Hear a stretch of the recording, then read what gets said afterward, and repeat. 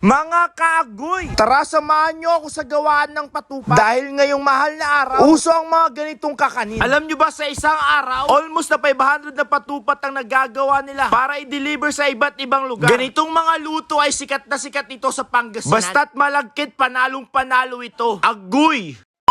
Ngayong araw mga kagwe, pupuntahan naman natin ang gawaan ng isang pinakamasarap na kakanin dito sa Pangasinan. Bali, ang tinutukoy natin ay ang patupat. Ito pala yung mga dahon na nyo kung saan ginagamit nila ito. Paglagyan ng malagkit. Ngayong araw, ipapakita ko sa inyo kung paano nga ba ginagawa ang patupat. Bali, hindi lang basta malagkit ang kanilang ginagamit dito. Imported na malagkit na kanin. Kadalasan makikita ang patupat sa simbahan, palengke, at sa mga manlalako. After nga malagyan ng malagkit mga tol, ay naglagay na nga sila dito ng isang batsyang tubig. Dahil huhugasan muna nila ito ng maigi para kapag naluto ay malinis. Bali sila ate ay napakaraming nag-order sa kanila. Halatang expert na expert nga sila sa paggagawa ng patupat. Sa paggagawa pa nga lang ng lalagyanan ay talagang sobrang bilis nilang gumawa. Wala pa nga 20 seconds tapos na nga nila yung paglalagyan ng malagkit. Bali ito pala yung finished product na nagawa nila. Talagang mamamangha ka talaga sa pagkakagawa nila, pulidong pulido. Kapag nalagyan na nga ng malagkit yung ginawa nila ng lagyanan, saka naman nila puputulin yung nasa dulo para hindi na sagabal kapag iluluto ito. Ito na nga ang ginagawa nilang hanap buhay araw-araw. Bali kapag naluto pala ito mga kagwe, dinideliver pala nila to sa Manawan. Kung saan maraming nagbebenta ng patupat mismo sa harapan or gilid ng simbahan. Ganito pala sila maglagay ng malagkit sa lalagyanan na ginawa nila. Dahil Holy Week nga ngayon, talagang puspusan talaga ang paggagawa nila ng patupat dahil sobrang daming nag-order sa kanila. Alas 5 pa sila nag-umpisa dyan at naabutan na nga sila ng tanghali. Hindi rin biro ang paggagawa ng patupat mga tol. Sa pagluluto kasi ng patupat ay umaabot ng 3 to 4 hours bago maluto ang patupat. Ganito pala nila nilalagay bago nila iluto. Unang-una ay ayusin muna nila yung nasa ilalim. Nilalagyan nila ng kahoy ng nyog yan. Dahil protection na rin yan sa patupat para kapag naluto ay hindi dumikit mismo sa kaldero na malaki. At ang paglalagay naman dito sa patupat mga kaagoy ay by gilid-gilid. Hindi lang basta-basta nilalagay agad ito. After na nga may ilagay lahat ng mga patupat sa kaldero, saka naman nila kukunin yung pampatamis ng patupat. Bali ito pala yung ginagamit nila pampatamis sa patupat, itong sinako. Sa mga ibang lugar naman ay gumagamit sila ng purong tubo. Pampatamis rin sa kanilang patupat. Bali tag-isa-isa nga nilang nilalagay dito yung sinakob na pampatamis. Kapag nilagay na nga nila yung sinakob na asukal sa kaldero, dadagdagan pa nila ng asukal yun. Bali dito pala sila nagluluto sa gilid mismo ng mangga. Sa pagluluto ng patupat mga kagwe, hindi kailangan malakas ang apoy. Sasaktuhin lang para hindi mabigla ang pagkakaluto nito. Sinabi ko nga kanina mga kagwe, ang pagluluto ng patupat ay nasa 3 to 4 hours at talagang hindi nila ito bubuksan hanggang maluto. Bali ganyang kalaking kaldero ay nakakalimang luto daw sila. Kaninang umaga ay nakapag-deliver na nga sila ng kanilang produktong patupat. Kapag nailagay na nga nila sa lutuan, saka naman nilalagyan ng tubig. Kaya sa mga gustong mag-order or matikman ng kanilang benta, pwede po kayong mag-message sa kanila. Dahil alas 2 na nga ng hapon ito ay babalikan natin ito ng mga alas 5. At bali pangatlong salang na nga itong patupat na to. Legit talaga na masarap talaga ang patupat nila dito. Dahil sa ingredients pa lang ay hindi na talaga tayo tinipid. Naglagay pa nga sila dyan ng sinakob na asukal at nugnog na asukal na talaga na malalasahan natin yung tamis. Magpa-fast forward lang tayo ng kaunti. Alas 5 na nga mga tol. Ganito nga naging itsura ng ating patupat. Sa mga ganyang kalagayan na hindi pa yan pwede. Kailangan talaga ay wala talagang matirang sabaw. Kaya patatapusin natin ito ng mga alas 6 bago maluto.